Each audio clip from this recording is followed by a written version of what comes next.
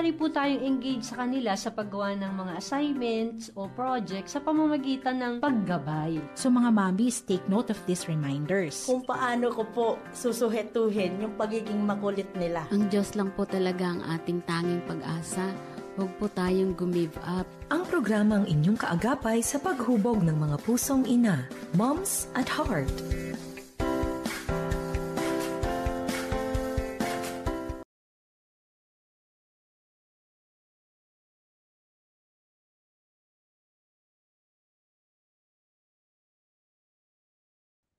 Magandang buhay, pinagpalang buhay, masiglang buhay. Kumusta po ang ating mga tatay, haligi ng tahanan, mga dads at heart, kung saan po natin binibigyan ng pagpupugay for this whole month of June. And today, ito po yung ating huling Sabado ng pagbibigay ng feature sa ating pong mga katatayan. Welcome ang bawat isa sa ating programang Moms at Heart, biglang Moms at Heart and Dads at Heart, na tayo po ay nagkakaroon ng mga iba't ibang bahagi ng kwento patungkol nga po sa ating mga tatay. Sa ngayon ay tutuunan natin dahil nandoon na po tayo sa huling linggo. Kaya dito tayo sa Beyond, yan. Life Beyond, no? At ito nga po ay karugtong din ng ating pong Graceful Agers. Ayan. So, kayo po ba ay sasama sa amin? Sana makikita nyo kami kung kayo po ay makaka-access over FEBC Radio TV or dito naman sa ating Facebook ng Moms Heart. Ganon din naman, simple, makinig lamang po kayo kaanuman po ang inyong ginagawa. Lalo na nga po kung may bit-bit na PM radio, kahit saan po ay pwede nyo itong dalin-dalin, ipwesto lang, no? At makinig over 702 DZAS AM1. Ang lahat ng yan dahil tayo po ay miyembro ng kapisanan ng mga broadcaster ng Pilipinas. And now, ang inyong Mami Best Rios ay gusto pong magbigay pugay sa mga daddy at i-welcome ang atin pong kasama for this broadcast. Hello, masayang bati sa'yo, Daddy June. Kumusta ang buhay-buhay ng isang, sabi nga natin ay emptiness ba yan? Sige, bati ka po na, Daddy June, sa iyong mga anak ba na mga nagliparan na sa iyong tahanan or sa iyong partner in life. Ayan. Sige po, sino pong babatiin ninyo, Daddy June? Binabati ko po ang aking family, of course, my wife, Mayet. At this time ay nandoon sila sa Bible study sa Tagaytay. And also our children, nandoon sa kanilang mga trabaho na. And we are grateful na ang Panginoon ay nagbigay ng lakas at kalusugan sa ating lahat. Nabati din natin ang kabuuan ng namamahala sa DCS at kami busy at ang ating mga tagapakinig ng ating programa po dito sa DCS. Yes, okay. Salamat po sa mga bating yan. Alam ko marami kang mga kailangang batiin lamang ay limited po ang ating oras. So na-mention mo ang iyong mga anak ay meron ng kanya-kanyang mga buhay, ano? So sa kasalukuyan ay bagay na bagay, kaya nga po natin siya ang ating bisita na daddy, pang pinali, no, for this month of June, ay nandun po tayo sa beyond, ayan, going beyond, no? Kasi ang pagiging daddy ay hindi lamang po sa tahanan na kasama natin ang ating mga anak, but we also have our personal life. At yan nga po ang ating nais na i-share, no?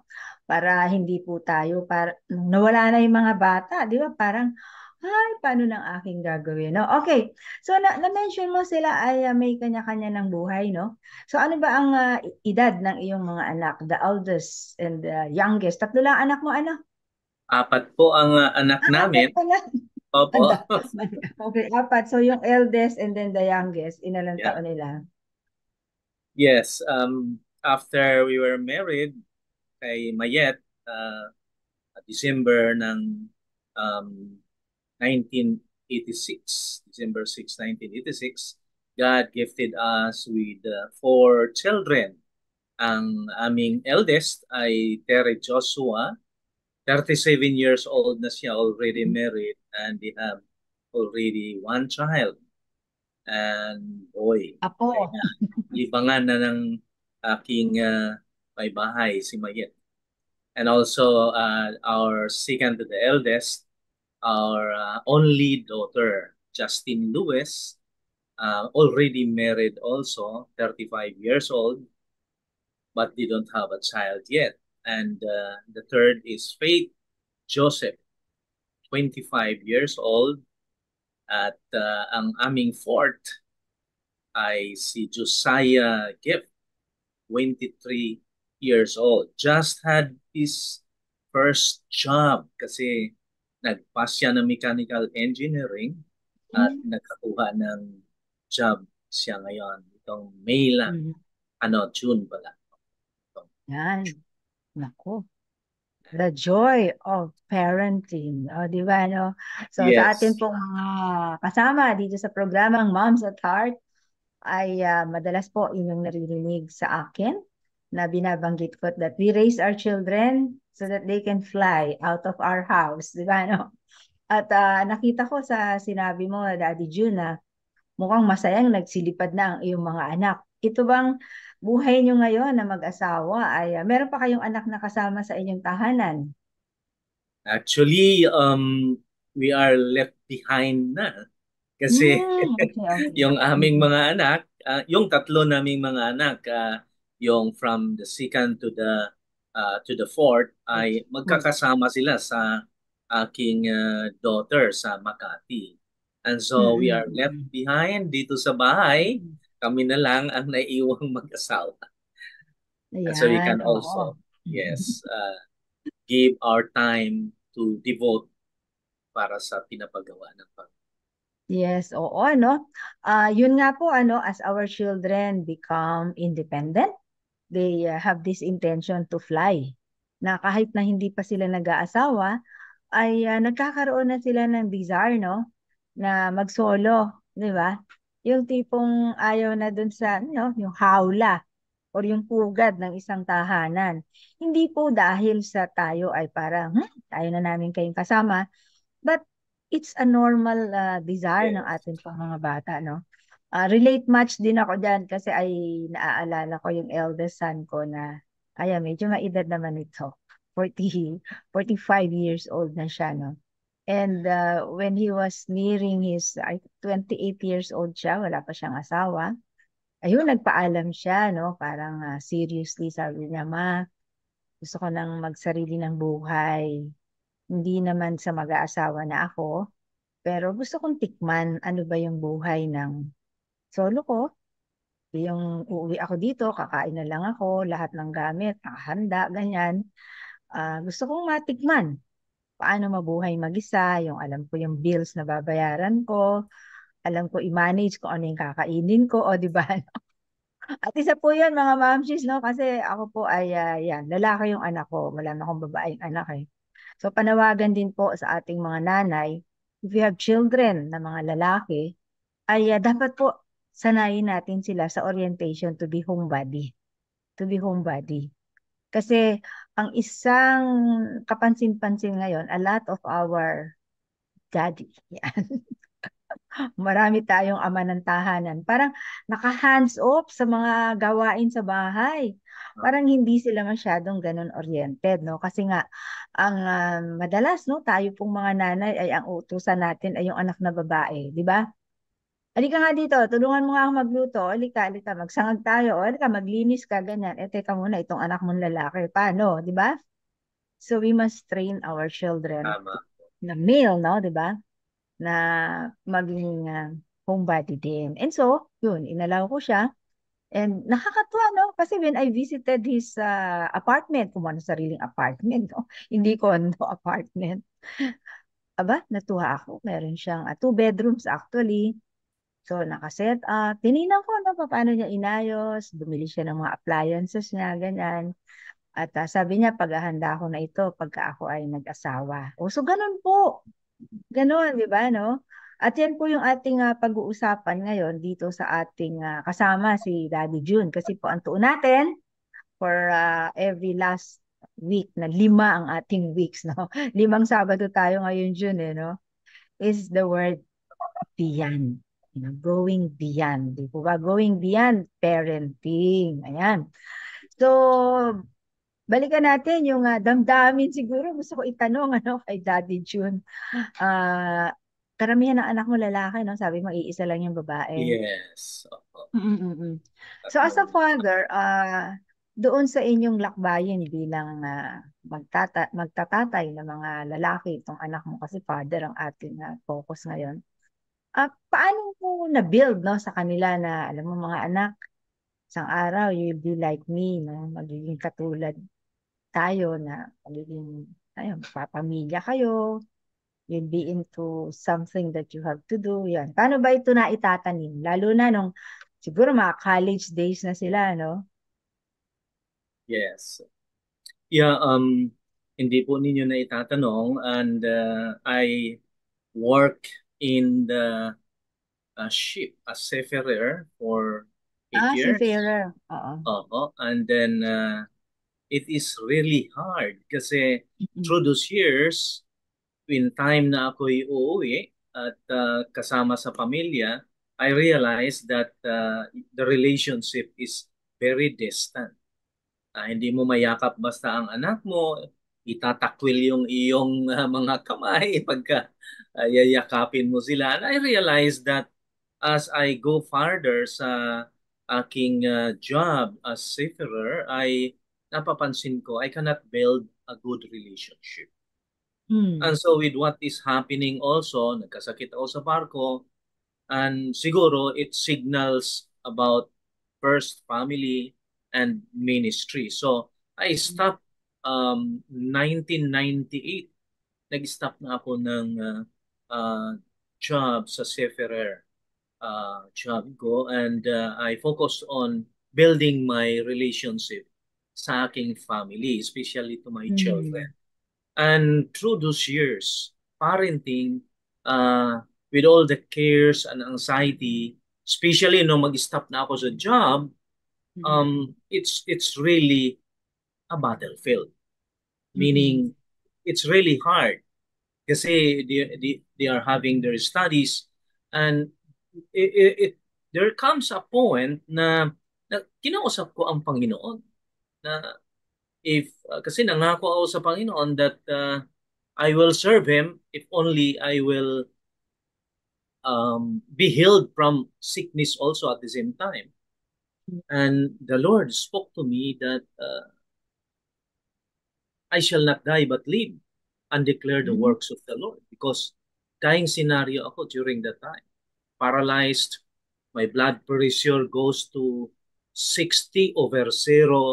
The doctor told me na that's a comatose scenario, but I wonder why, because naglalakad pa ako during the time. When I was admitted directly doon sa ICU, and two of my companion, tatlo kami sa ICU, died that night.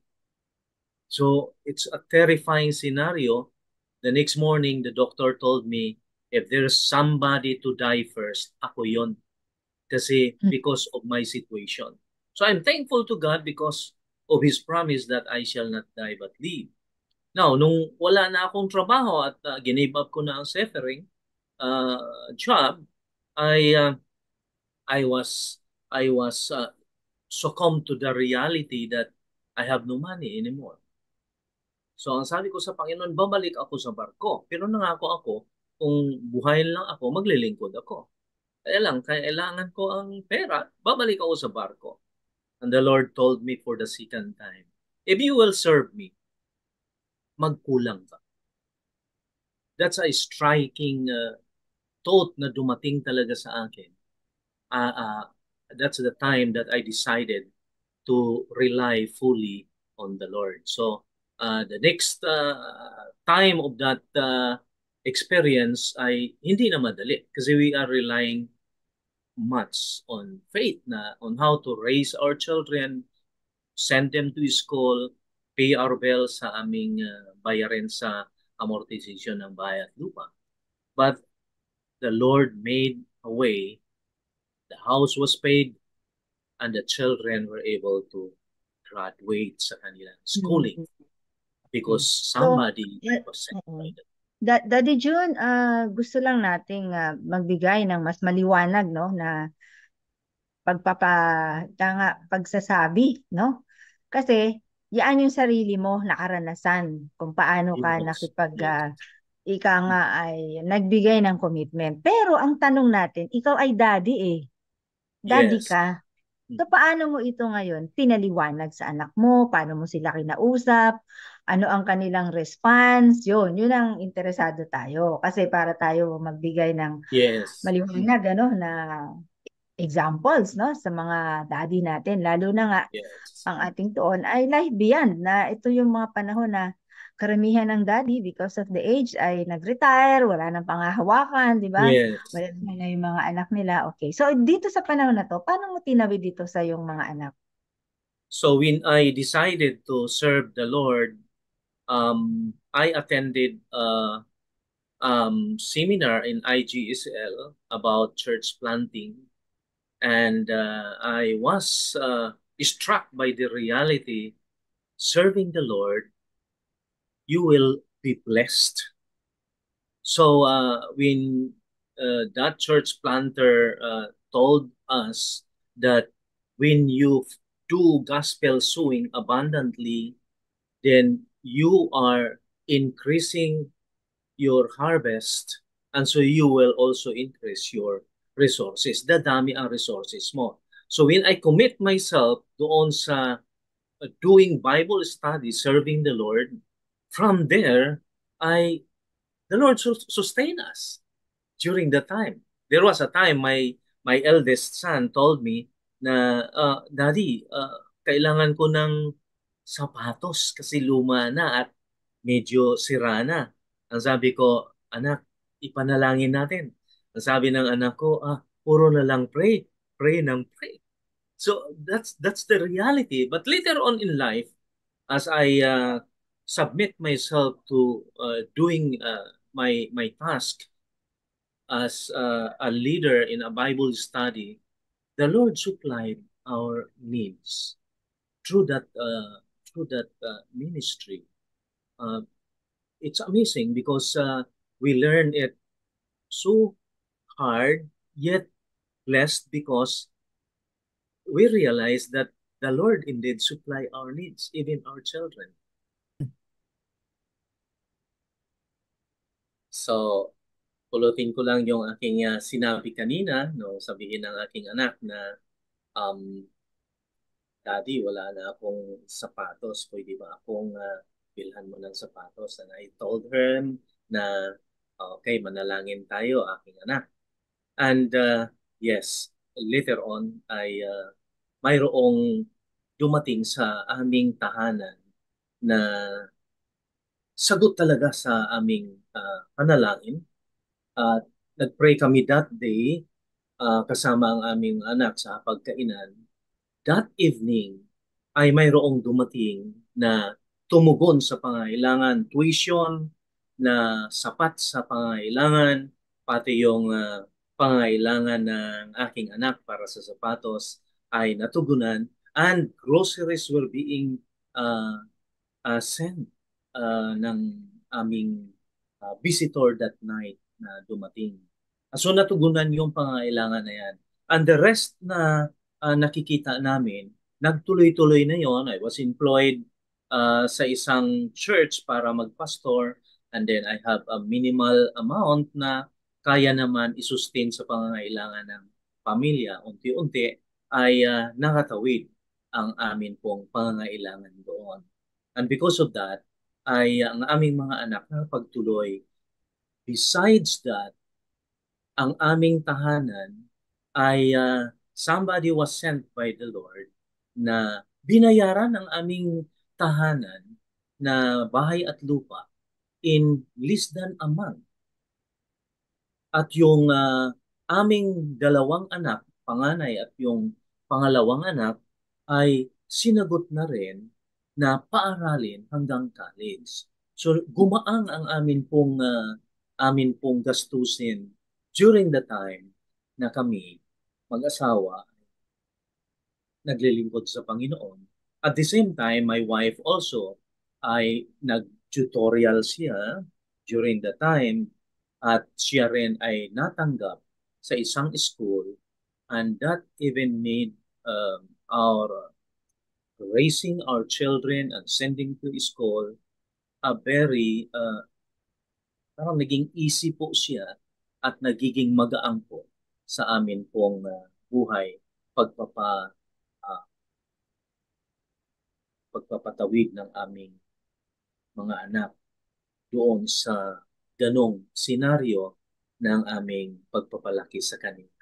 And of course, there's always that point of realization that a father that always admonish the child in times of need, especially sa kanilang mga pangangailangan, presente ka at nandoon ka dahil tapos na nga ako sa aking pagbabarko, natutukan ko na ang aking mga anak, naturuan ko na ng mga salita ng Diyos na aming mag-asawa at lumaki sila na mayroong ganong pananaw at paniniwala patungkol sa Diyos at nagtatagumpay sila.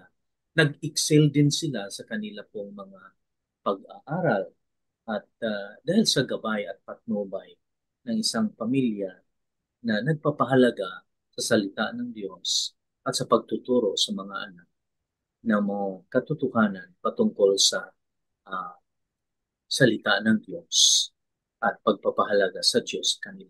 Napansin ko dito sa iyong mga kwento ay hindi masyadong marami ang usapan sa bata tungkol doon sa mga paliwanag, no? Kasi naobserbahan ko parang simple lang yung mga sagot mo. God will provide. Let us ask God, di ba? Parang ganon. Pray and then believe, no?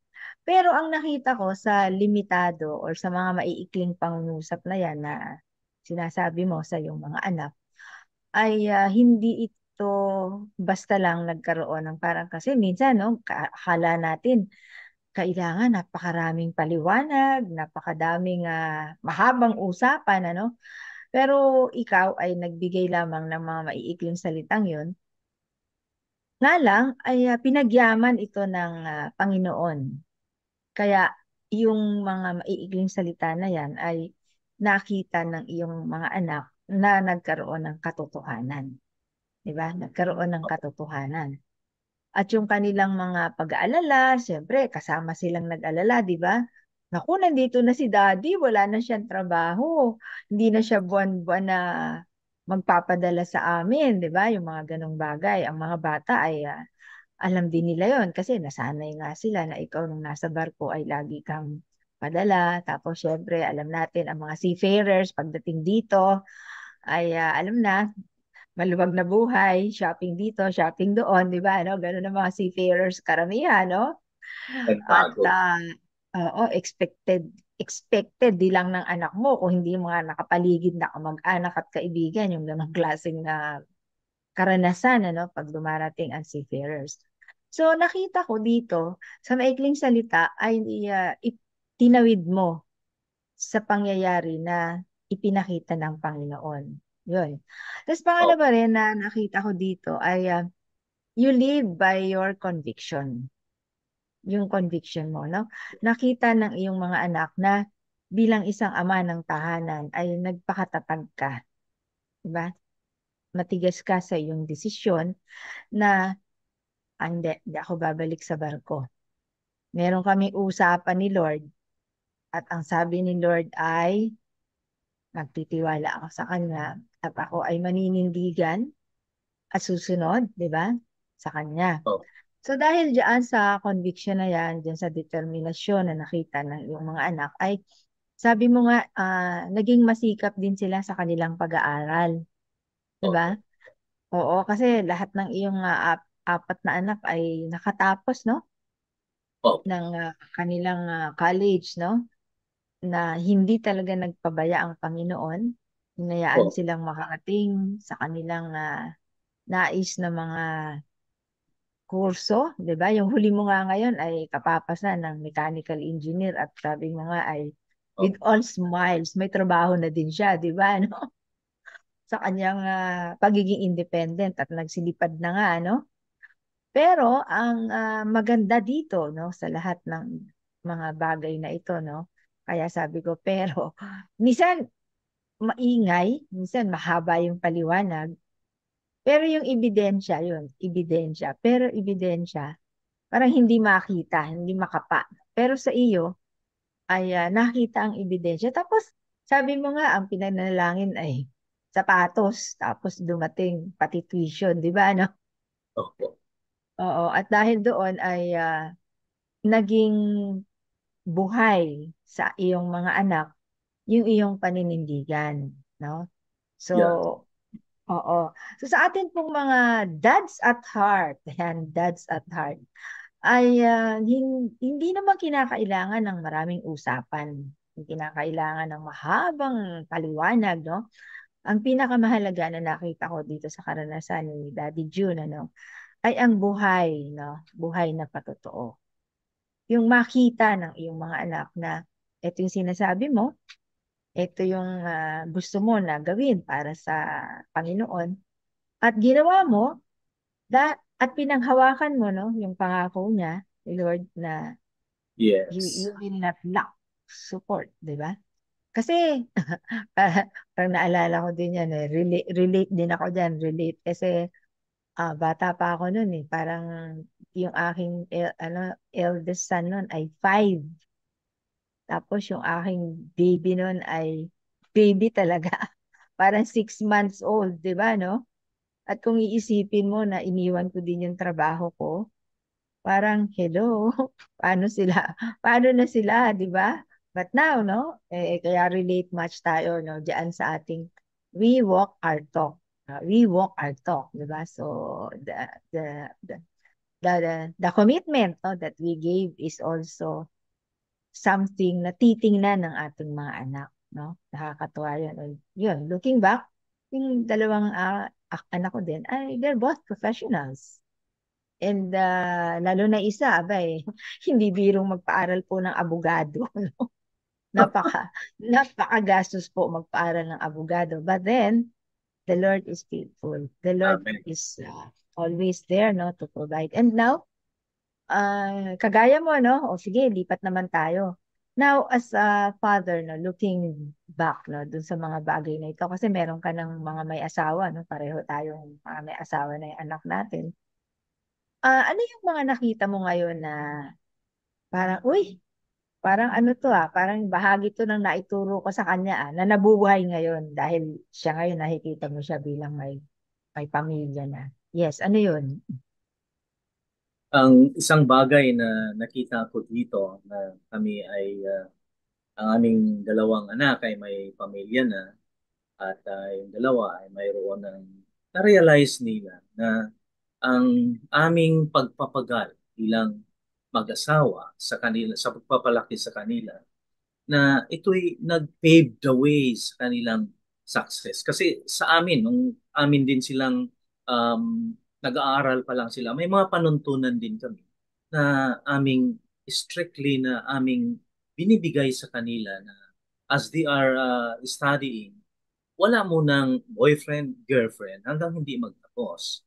And then after that, ay binigyan din namin sila ng idea na ang prosperity at success natin ay na hindi nakadepende lang sa matalino kayo, masipag kayo mag-aral, kundi nandoon sa pagsunod, respeto sa magulang. Lagi kong pinapaalala sa kanila na napakahalaga yung honoring your parents na as they grow older, that they have to respect and honor their parents because it is a promise na mayroong pangako ang Panginoon.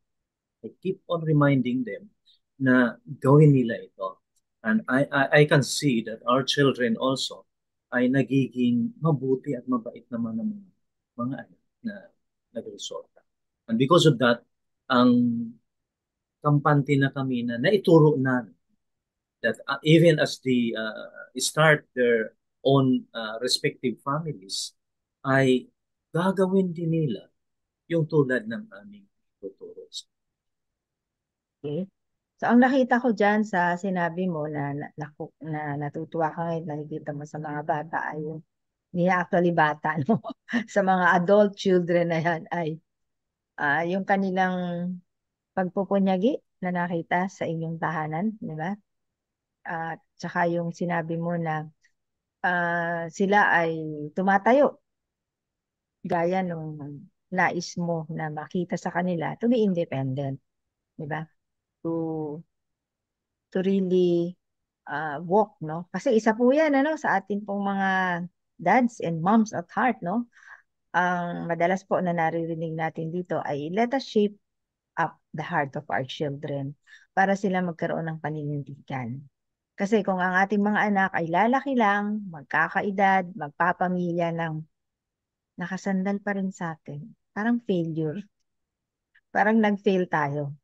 Kasi hindi na ilagay yung tamang platform kung saan sila tutungtong, di ba? Hindi pa rin alam ang gagawin sa buhay nila, naguguluhan pa rin sila, ano ba ang gusto nila, palipat-lipat ng trabaho, no? Yun ako, at ito pa yung nakakalungkot kasi may mga cases din akong alam, ay pati yung buhay nila, no? Parang kung paano nagpapalit ng damit ay may karelasyon ngayon, mamaya may iba na naman, tapos ito na naman, no? Parang ang gulo, no? Hindi makali sa isang daan, no? At yung daan na yan ay diretso ng lalakaran. But in your case, ay na-prepare itong mga anak mo to walk on this path of righteousness, sabi mo nga, ano, yung ilaw, no? Ng God's word that you have always shared sa kanila. Of course, ang mga anak po natin, hindi naman sila perfect, no? They have a lot of things na minsan ay, anak, parang yan, lalo na sa mga baby boomers na gaya namin, ni Daddy June. Yan, parang, anak, parang iba yata yan, ano? Mahal-mahal naman ang ginagastos mo sa pets mo. Di ba? Ang mahal ng gastos sa pets mo, di ba? But then, that's them, di ba?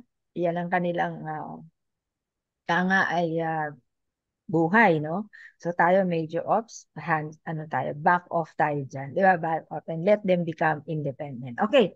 So sa ating last lap ng ating pag-uusap ay gusto ko naman ikwento mo. Ano na yung beyond mo ngayon? Kasi balita ko nasa cross-cultural mission ka naman ngayon. So ito po yung ating gustong tuunan. As we raise our children to become independent, o di wala na tayong, di ba? Wala na tayong responsibilidad, yung araw-araw, umaga, ang baon nila, gagayak mo, kakain, kailangan na ganitong oras, may handa ka ng pagkain, di ba, no? But now you are very free, as they are also free, di ba? So pareho ka independent. Okay. So now, nasa cross-cultural mission ka ngayon. So ano ba itong mga pinagkakaabalahan mo dito na mga bagay-bagay? Yes, when I was assigned as a mission pastor and in charge sa church planting church, I have built a passion for missions. And so since 2014, we do also cross-cultural mission, Cambodia, Vietnam, and now nag-focus nga kami sa Taiwan.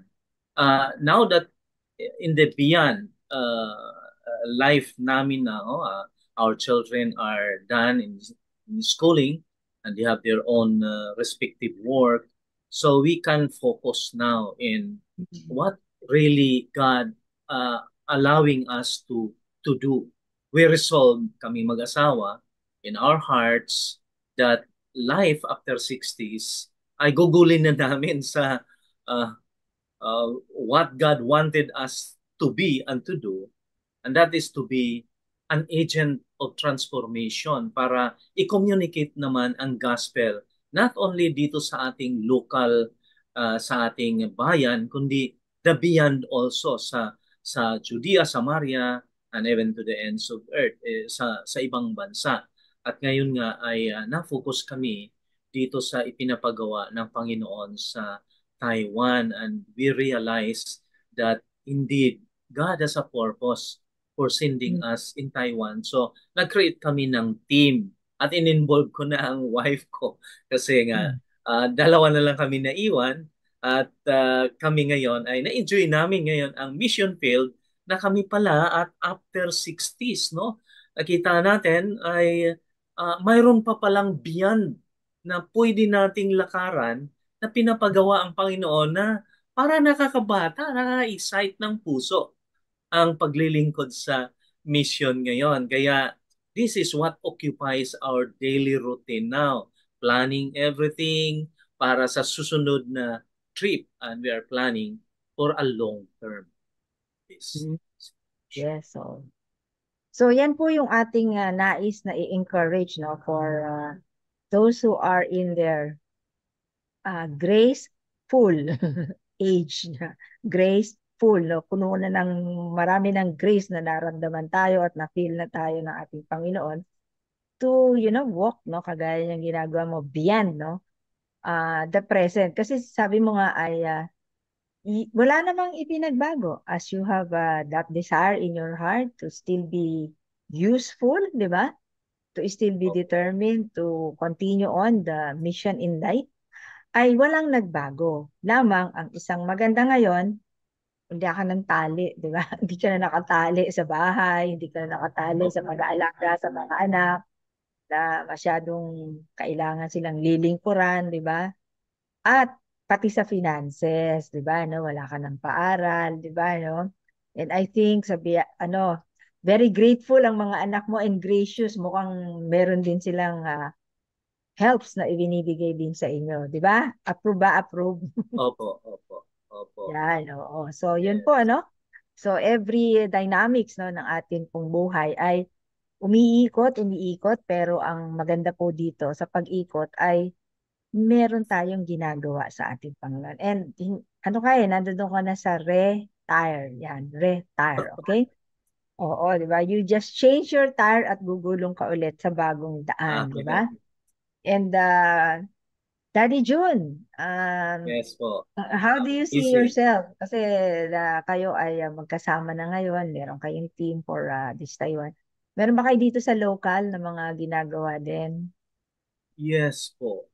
Actually, when I am and when we are off sa Taiwan, kasi mayroon kaming 14 days for now, short-term mission lang kami sa Taiwan. When we are off from Taiwan, we also visit dito po sa Palawan. Mayroon kaming mission churches sa Palawan na itinayo yung ating team din po doon. And so ang ginagawa ko po, kasi hindi naman sila graduate talaga ng Bible school, ay akin po silang tinitrain on how to do church planting, do Bible study, and tinitrain ko sila from time to time on the simplest way para sila ay makapagtayo ng church. And nalugod naman tayo dahil ang sipag nila at ay converted really doon sa naaabot po namin ang mga tribo ng Palawan na hindi naaabot before ng ating mga missionary. So we equip them on the simplest transferable way of church planting and doing Bible studies sa mga komunidad. Kaya yun po ang nag-occupy ngayon sa aming mga panahon na kung saan ay after 60s ay iginugugol namin dito na may kagalakan at may pagpupursige. Yan, ako nakakatuwa naman, 10 years ang gap natin. So, kami naman ay mga forwarding on this 7 dekada, meron din kaming new tire. Ayan. At naaaliw kami sa medyo kakaibang tire na ito na it's a prayer farm that we wanted to develop, especially dun sa mga, meron tayo ngayong mga mental, mga challenging na mga mental health conditions, no? So we would like to have a part, no, kung paano sila tulungan sa pamamagitan ng, sabi nga, recreating life with the Creator. O, di ba? We recreate life through the hands of the Creator. Kasi dun nature, kaya creation ang aming doon sa farm. Okay, so dito sa yung mga nasabi, no, ano ba ang iyong pwedeng ibahagi, no, sa ating mga dads at heart na gaya mo ay nandun na sa the beyond. The beyond, no? Kasi yung huli pong Sabado natin ay hindi pa po nagsisialis yung mga anak niya pre-departure, no? Sa iba naman yung sinabi ng ating daddy guest noon. Pero ikaw ngayon, ay wala na talaga, no? Yung mga anak mo sa'yo, nagsilipad na, no? Kumbaga, sabi nila, emptiness but not empty. O, di ba, no? I'm not empty, empty yung nest ko, but I'm not empty. So, ano yung pwede mong sabihin sa ating mga gaya mo? How do they go beyond? Ang isa sa masasabi ko po na as per experience sa amin pong mga inaabot, lalo na sa Taiwan, we are reaching so many mga elderlies doon and we are praying for the sick and counseling them. They are crying about their situations. Nakita ko po na it's no different sa ating mga elderlies at mga beyond 60s na mga ating kapatid at mga kapwa natin dito sa atin. Pare-pareho lang ang mga problema. And I realized that when life after 60s ay hindi natin ito igalaw-galaw, lalo na kung italaga natin ang ating buhay sa makilala natin ang Panginoon at paglingkuran siya. Parang walang gaanong excitement ang buhay kung hindi natin mapaglingkuran ang Panginoon. Kaya I would encourage na ang ating mga kapwa, mga beyond 60s na itong buhay na ito, malapit na tayong humarap sa ating Creator, ibigay na natin kay Lord.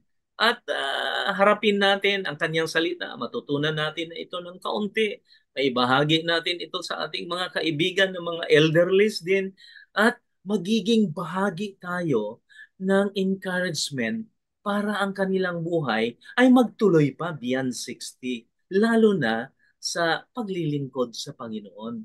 Kasi nakita ko, nandoon ang excitement, nandoon ang joy, at nandoon ang life doon sa ganong paglilingkod. Hahaba pa ang buhay kapag ito'y ipinapasakop at ipaglingkod sa Panginoon. Yes, okay. Agree and agree, no? Na ang ating pong mga graceful, yan, full, no? F-U-L-L, no? Agers ay dapat mag-focus na tayo kasi tayo yung mga ilang years na lang, ano? Ay mas certain, ano, na ating makakaharap ang ating Creator. So ano ba yung ating iaalay? Ano ba yung sasabihin natin? How did we live life, no? So kumbaga ngayon ay ano na time to redeem, no? Yung mga kalat-kalat na yan and to focus kasi konti na lang po yung time, no? Kami nga ay nagbibiruan ng aking asawa sana 70 and 73. So okay, so we're setting up itong ating ginagawa ngayon. So how many years will it take, no? Yun nga, no? Sabi, sa ating nga daw, ang lifespan natin dito sa Pilipinas, parang 65. Sabi niya, so bonus na pala to, di ba, no? So, may bonus ka na, no? And yun, magpalakas din po tayo na ating katawan, no? Gusto ko isingit din yan kasi isang bagay din na bahagi ng ating pagiging handa, no? Dito sa ating life beyond na tinatawag. Ay, ready ba tayo? Fit ba tayo? Fit ba tayo dyan? Wala, no? So, yun po, no? Maganda po ang ating usapan. Okay, so Daddy June, italaga mo nga sa panalangin itong mga bagay na ating napag-usapan. At gayon din naman po ang ating mga dads at heart, no? Na lolo at heart, lolo na, no? Tunay na lolo na ngayon, Daddy Lo, no? Ay magkaroon po ng encouragement and inspiration that there's more to life. In this life, there's more to life. Go beyond than just now. Ayan. How do we contribute to that? Sige po, close us in prayer. Aming Diyos na dakila at makapangyarihan sa lahat, na siyang may akda ng aming buhay at may hawak at may bigay ng aming mga hininga, kami po, Panginoon, nagpapasalamat sa ganitong pagkakataon. We pray, Lord, na ang aming mga elderlies, ang aming mga beyond 60s na mga kapatid, Panginoon, ay inyo pa po palakasin ang kanilang mga katawan at bigyan niyo pa po sila ng kakayahan, Panginoon, na isulong ang kanilang buhay upang ito ay magkakaroon ng pagkakataon na ikaw, Panginoon, ay kilalanin at paglingkuran at masumpungan na tunay na kagalakan, Panginoon, ang dulot nito sa kanilang mga sambahayan, pamilya, at maging bahagi pa po sila ng encouragement para sa iba. Kung mayroong may karamdaman sa oras na ito na mayroong nakikinig sa amin, Panginoon, na mga may edad na 60 and beyond, Panginoon, may karamdaman, Lord, I pray that you touch their bodies and heal them miraculously by the mighty work of your Spirit, Panginoon. Salamat po, Panginoon. May our life, Lord God, belong and our health and strength, Panginoon, ay humaba pa upang matamasa namin ang iyong kagandahan sa aming pamilya, sa bahayan namin. Sa pangalan ni Jesus, pagpalain mo rin ang Mami Busy, ang kanyang pamilya at sambahayan. In Jesus' name, Amen. Maraming salamat sa iyo, Daddy June, sa pagsama sa ating programa ngayon. At tunay nga po na sa pagtatapos ng ating buong buwan ng June, ng pagbibigay pugay yan, sa ating pong mga katatayan, haligi ng tahanan, ay iba't iba po ang mga karanasan na atin pong nabahagi. Pero kung inyo pong nasundan ay nagsimula sa isang young dad at ngayon nagtatapos tayo sa young ones na dad. Dahil ang buhay po ng isang dads at heart ay tunay naman na patuloy at patuloy. Naiiba po dapat. We grow in progress and development as our children also grow our children grow and develop into becoming family men and women. Ayan. Thank you so much, Daddy Thank you June. po, Mami Busy. Thank you for the time. At yan na naman po nagtatapos ang atin pong isa na namang puntahan, no, mula sa isang daddy dito nga po sa ating programang Moms at Heart, na kung saan ngayong buwan ng June ay atin pong binigyang pugay ang lahat po ng ating mga katatayan. Of course, the pillars ng ating pong tahanan na hindi po pwede na tayo lang ay mommy, kailangan nandiyan din po ang role ng ating pong daddy. At hindi lamang po pagtatapos ng ating programa, kung hindi the whole month of June, ay atin na pong ititiklop dahil for July, babalik na naman po tayo sa atin pong mga huntahan ng tuon ay mga kananayan. Moms at Heart. Ayan. So thank you sa ating mga dads at heart, lalo na nga po ang ating pong nakasama kanina na Dabian. Okay? Ang lahat ng yan ay na-access nyo po ba sa pamamagitan ng panunood over sa atin pong FEBC Radio TV or pakikinig sa ating 702 DCAS AM1. Very convenient. Lalo na nga po yung mga may bit-bit na PM radio. At ang lahat ng yan dahil tayo po ay membro ng kapisanan ng mga broadcaster ng Pilipinas. At yan na nga po ang atin pong pagtatapos. Maraming pong salamat. Isang magandang hapon, pinagpalang araw. Sana po laging masigla ang ating pagtugon bilang mga influencers sa next generation. Mula po ito sa inyong Mami Bessie Rios sa programang Moms at Heart.